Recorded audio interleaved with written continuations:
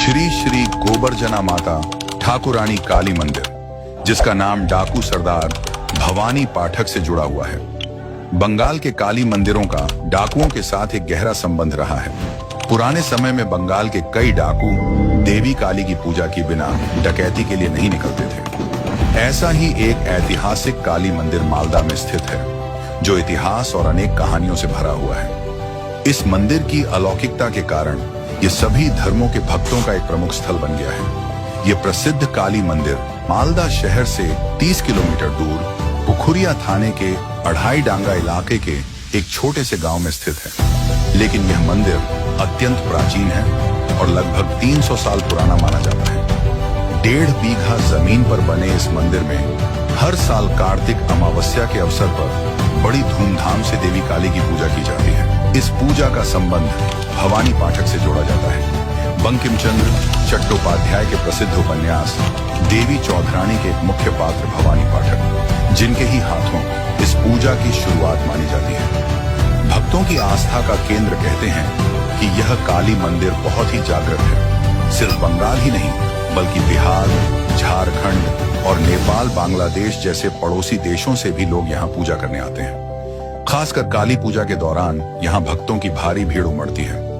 भवानी पाठक और गोबरजना काली मंदिर का इतिहास कहा जाता है कि एक बार भवानी पाठक जब कालिंद्री नदी से गुजर रहे थे, तभी अचानक नदी में पानी बढ़ गया।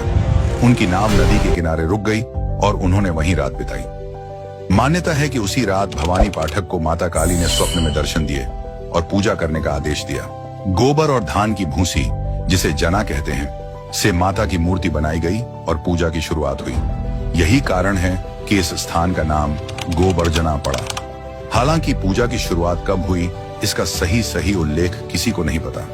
गोबरजना काली मंदिर का वर्तमान स्वरूप। गोबरजना गांव के चौधरी परिवार के वर्तमान सदस्य इस पूजा को आज भी नियम और निष्ठा के साथ करते हैं। हर साल पूजा का दायित्व परिवार के अलग अलग सदस्य निभाते हैं। परिवार के एक सदस्य श्यामापत चौधरी बताते हैं, ये पूजा कितनी पुरानी है, इसका कोई प्रमाण हमारे पास नहीं है। मेरे दादा ज्योतिष चौधरी ग्रामीणों के साथ मिलकर यह पूजा करते थे।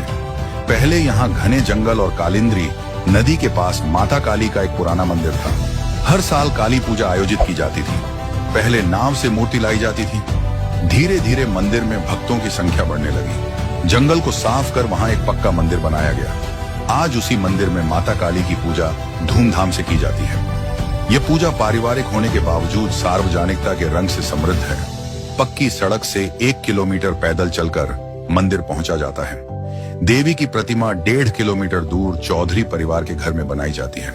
परंपरा के अनुसार पूजा की शाम को हवा में गोली चलाकर देवी को शोभा यात्रा के माध्यम से मंदिर लाया जाता है।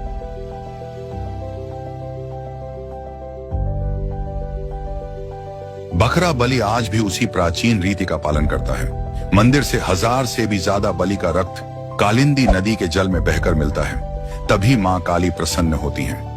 गोबरजना गांव में काली पूजा का मेला लगता है। चतुर्दशी के दिन से ही व्यापारी अपने अपने सामान के साथ हाजिर हो जाते हैं। गांव में अस्थाई मिठाई की दुकानों की कतारें लगती हैं।